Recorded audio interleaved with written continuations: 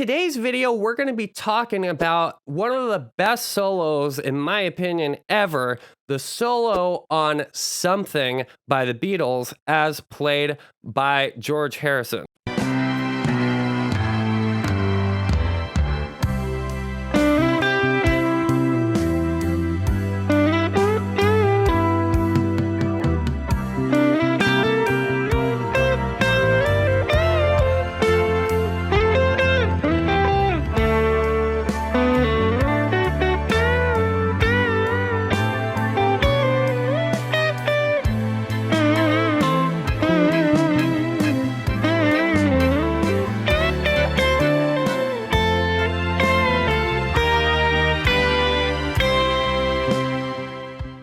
So first of all, the chord progression is really cool and it goes through a couple of different keys. We're not going to get so into the chord progression, but we'll be talking about it as we go along. So the first chord in the progression is actually just a C major chord. And he plays this little nice lick over that C major chord. So you're sliding from D to E and then playing G and then back to E. So what I'll say about this phrase is that it does what I'm always talking about. It's targeting a chord tone. So the notes in the chord C are C, E, and G. And what do you know? He lands on an E note there. Actually, there's only one note that's not in a C chord, and it's this D. And he immediately slides it up into an E. Then he plays almost the same thing, but this is a big thing to talk about, motivic development. So it's going to go like this. So now we're going to actually play the same note, this G that we were playing on the 8th fret of the 2nd string before, but we're going to play it on the 12th fret of the 3rd string, just because it's a little bit easier to execute this bend that we're going to have to do. So we're going to slide from 7 to 9 on the 3rd string, and then we're going to bend the 12th fret up a full step. So we're bending it up from G to A. So A is not in the chord, but it goes right back down to G and then ends up on that same E note, the 3rd of the C chord. So again, still actually chord tone targeting. So we have... Right, so far, very simple, but effective because very nice rhythmic choice too. If you notice, on the first measure, he starts right on beat 2. There's a quarter rest, but then in the second measure, he starts the phrase slightly earlier. Very, very interesting. So that's what I would call rhythmic displacement. It's basically the same idea, but it starts earlier, it starts later. It's been displaced from where it started. Oh, by the way, I forgot to mention the last bar, it turned into a C major 7 chord, which is C, E, G, and B. So that C major 7 chord kind of changes the character a little bit, but it's still in the key of C, right? Now it's turning into a C7 chord, which is C, E, G, B flat. So now this chord is actually designed to take us to the next chord in the progression, which you'll see, which is F. And so it's kind of actually changing keys to the key of F here. That B flat note, which you'll see he's actually going to play in the line, that B flat, it serves to go down to A in the F chord. So that's why I said the chord progression doesn't stay in the same key the whole entire time. It is temporarily going actually to the key of F here. So over this C7 chord, now it's still expanding on the same idea. We're going to have this lick.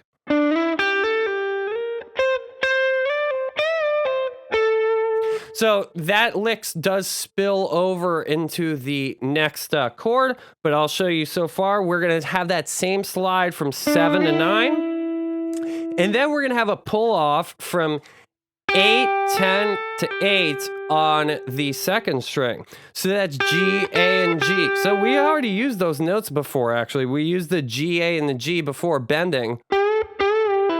But now we're not bending, we're just doing hammer-on and pull-offs. And then now you're going to slide from that G up to the 11th fret, which, what do you know, is a B flat note. I don't know, for some reason, like, George Harrison probably didn't know music theory or anything like that, but for some reason he just keeps hitting all the right notes that work in the music theory, stuff. So, I don't know. Maybe there's no reason to talk about music theory. Just forget about it.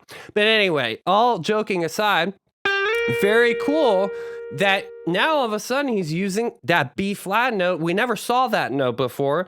Now on the C7 chord, which is defining note, is a B flat in it. Well, he uses that B flat. And then it goes up to the 13th fret, which is a C, the root. And then slides up to D and back to C. So D would be the 2nd or the 9th, and then back to the root. And then we are going to now transition to the next measure in the solo. So we got this, the end of that phrase is, so we're bending the 15th fret up to, actually it's a D note on the 15th fret of the 2nd string, but we're bending it up to an E. So E, and then back down to D, and then C, and then ending, boom, the end of the phrase, that quarter note is on the 14th fret of the 3rd string.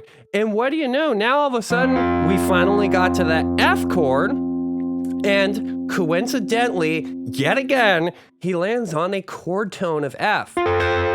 So this would be an F triad here, like if you just played the 15, 14, and 13 on the 4th, 3rd, and 2nd string, that's an F major triad. And he goes, lands on one of the triad notes. Oh, you mean like I've been telling you guys all the time that you need to know your triads so that you can land on the triad notes? Oh. George Harrison, doesn't care about that probably, I'm sorry. I have to do it. There's so many people when I make these videos, they say, oh, who cares about all this stuff? They didn't know that. Theory's stupid. It makes you sound bad, or I don't know what, Anyway, I just like to make fun of it. It's very funny. So now the chord progression is going to actually change keys again, because it goes, if you look, they play the F again, and then it goes to C over E, and then it goes to D7 in the next bar. So this is very interesting to see what he plays over this, because those chords are changing quickly.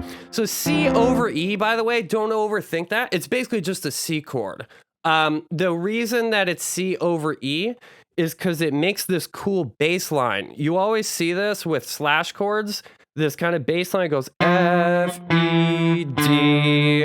It gives this stepwise moving down bass line instead of just like F, C, D. I mean, that sounds cool too, but it's even stronger actually to have that stepwise moving down. So that's why that chord is like that, C over E. But it's basically just a C chord and it functions the same way. So over the F chord, he goes, and then over the C over E, he goes. It's literally just taking like a piece of a triad shape and moving down. That's the exact same thing that we played before in the F chord. The A note there on the 14th fret of the 3rd string, and then C. So that's the 3rd and the 5th of the chord.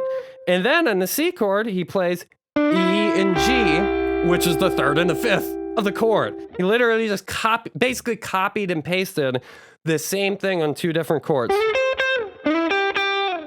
And then, bingo, we're going to land, we're going to the next measure, we're going to land on D7 there, and we're going to see that he's going to land on this note on the 2nd fret of the 3rd string, and what do you know? That's another freaking chord tone!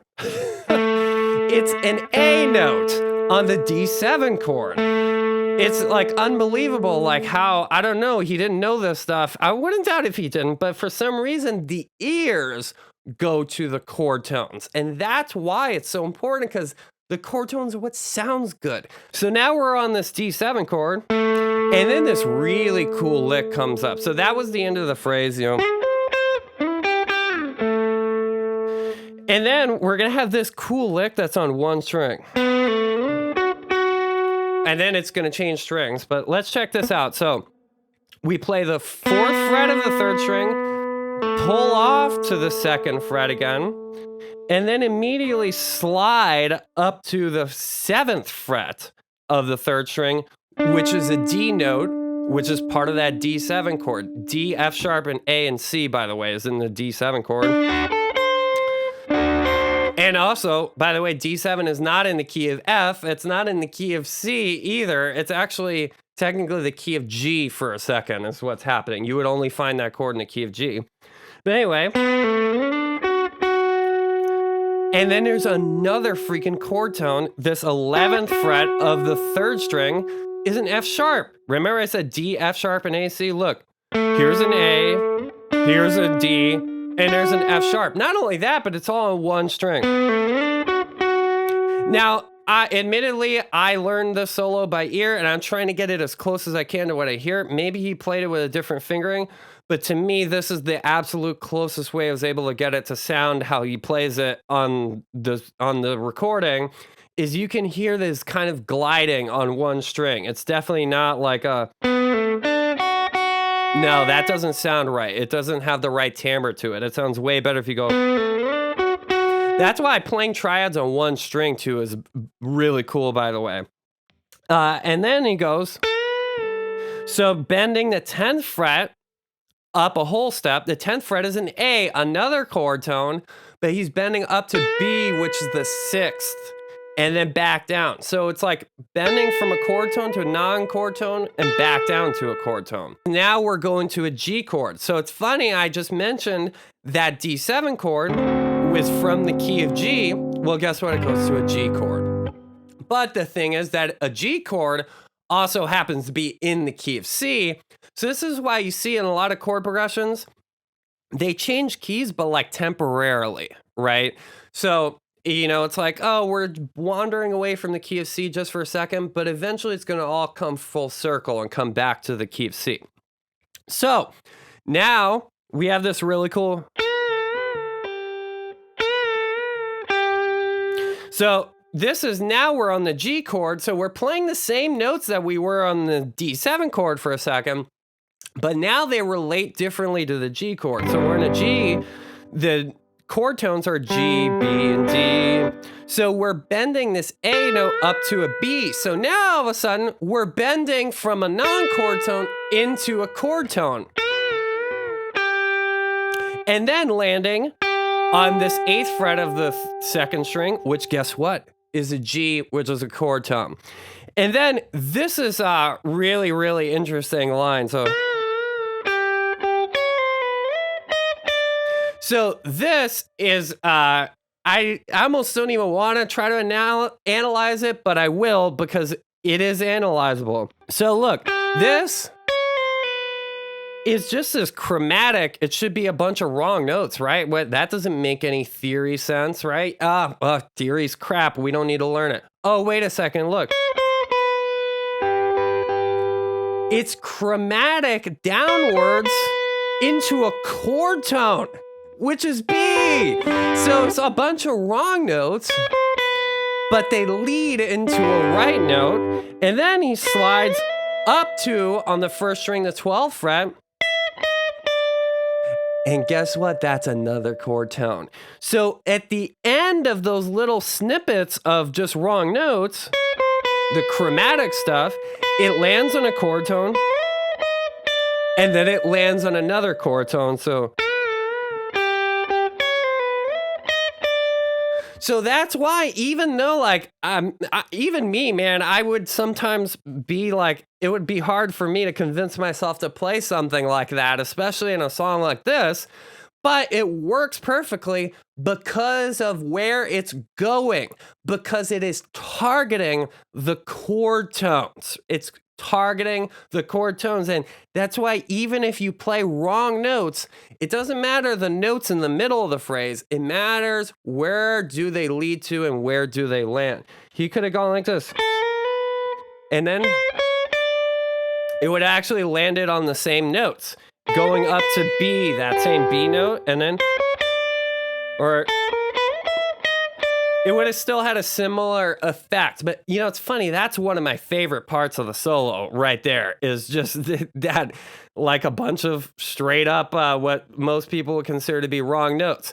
So then we go to A minor chord. This is very, very interesting because this color of this A minor chord is going to change. So if you notice, it goes from A minor to A minor major 7. So A minor would have A, C, and E. And then A minor major 7 is like an A minor triad, but it has a major 7th interval in it, which is I've talked about this before. I called the James Bond chord. You'll hear it at the end of a James Bond song or whatever. It has a very distinctive sound to it. But the reason is that Rick Beato will call this what's called a line cliche. So it goes like, and then you hear the roots go down to the major 7th. And then right after that, you see A minor 7. The major 7th, G sharp, goes down to G. So you'll hear that A minor 7 sound. You hear dee, dee, dee. So you hear that chord and the color of the chord rather changing the entire time, which creates this very, very beautiful and interesting motion with the harmony. But with that being said, you don't need to like over obsess with it when you're soloing over chord like this, okay? You can just kind of treat it as A minor and it'll sound good. It's just like A minor, but there's some stuff happening in the background. You don't need to over obsess with it too much. So here, this is also one of my favorite parts of the solo. So just this, you pick the 7th fret of the 3rd string, you bend up a whole step to E, and you just keep like wailing this bend over and over without picking again. So you do that a couple times. I wrote out how many times it happens there. I mean, just listen to the solo. It's kind of silly to count how many times he does it. Just listen to it. So up, but then you end on that 5th fret of the 3rd string, which guess what is a C? Which guess what is you got it, it's a chord tone. So it's constantly, you see in this solo, ending the phrase on a chord tone. And then he just plays that again. But kind of rhythmically displaces it a little bit, just, you know, playing it longer, right? It's a variation. Thinking of rhythms, he could think, oh, I got to play different notes. No, play the same notes, just change the rhythm somehow. Oh, let me play a longer phrase instead. That's what we talk about, phrasing. Phrasing is one of the most important parts of your soloing too, is how long are you playing and how long are you not playing? Here he's messing around with the phrasing, which is really cool. He could have just done the same thing. But no, it's like,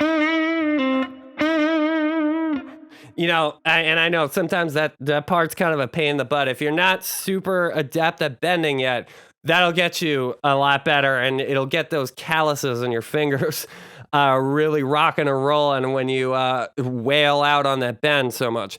So let's go to the next bar. So here's, we're going to have some cool sliding stuff. So one more time, he does a little bit more of the same bend. And then, again, ending on that C, which is a chord tone, and then sliding up to the 9th fret of the 3rd string, which is an E, which is also another chord tone.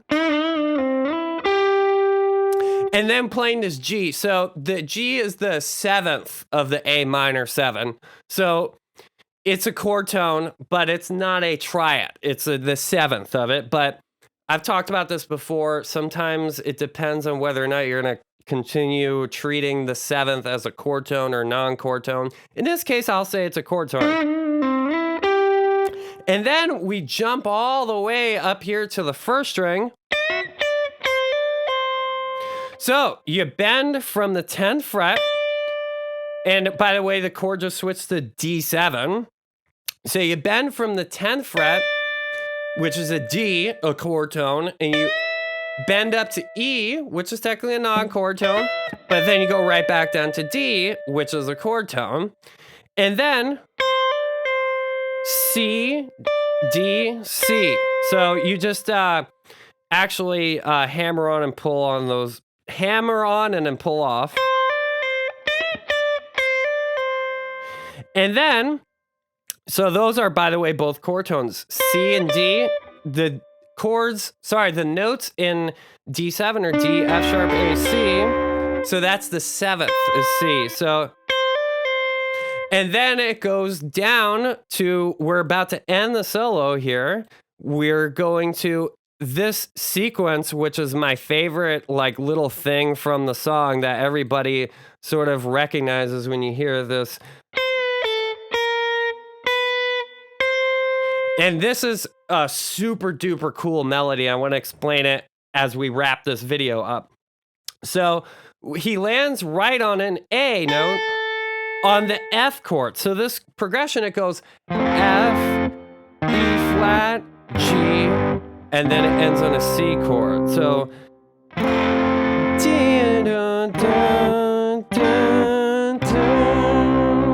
So that's why that's a very, very interesting chord progression. We'll talk about that for a second. But A, you want to just guess if that's a chord tone or it's not a chord tone. Yeah, it's a chord tone. That's right. F has an F, A, and C in it, okay? So it's this, and then just this little bend before we go to the E flat.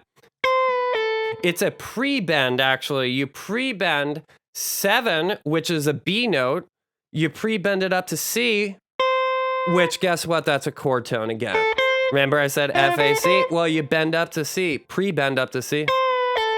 And then you pull off back to A. So it's just like chord tone, chord tone, chord tone, chord tone. And then he plays the 6th fret of the first string, which is a B flat. You want to guess if that's a chord tone or not? Yeah, it's a chord tone. So if I play an E flat major chord, which is the chord there, E flat, G, and B flat, it's the 5th. So it's the 5th of the E flat major chord, and then the chord immediately changes to G. So he plays B flat and then B on the first string, which is another chord tone. It's the 3rd of the G chord. So it's very interesting. B flat is the 5th of the E flat chord, and then B is the 3rd of the G chord. It's all chord tones. That's why that melody sounds so cool over that chord progression. And then, by the way, the B goes up to C, which that's just perfect Bach-like, voice leading from the 5 chord, which is G, going back to the 1 chord, which is C. So notice how we went through that journey and that chord progression, and then all of a sudden, we just ended up right back on C. So what's the lesson to be learned from this? Lots of really cool articulation, really cool phrasing, but lots of chord tones. Chord tones make you sound good, period, end of story. So if you want to learn how to master the guitar fretboard so you can know how to target chord tones in your solos, just like George Harrison was doing here, and know how to find all the chord tones and every single chord that you can need anywhere on the guitar fretboard, no matter where it is, and learn every single other fundamental aspect of the guitar fretboard that you need to know to master the guitar fretboard, then what are you waiting for? You need to go to Jamsville.com right now and check out the Jamsville GPS Fretboard Fundamentals course. If you have no idea the things that I'm talking about, spelling out any of these chords, or how to find any of these arpeggios, the chord tones on the guitar fretboard, well, you need to go check out the course right now, because these are the things that everybody needs to master if you want to play guitar at the highest level that you possibly can. Make sure you subscribe to the channel and hit the notification bell, or else the subscription's basically useless. You're not going to get notified. It's just going to get buried under a bunch of other stuff. And make sure you hit the like button. Really, really appreciate it. And as always, listen, learn, and jam.